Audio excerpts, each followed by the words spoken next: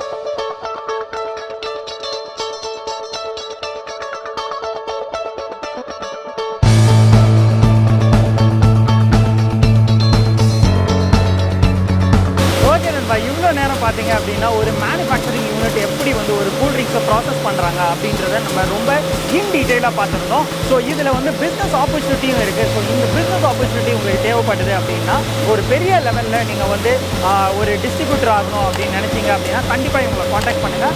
அது விதமான எல்லா டீட்டெயில்ஸும் அவங்க கொடுப்பாங்க.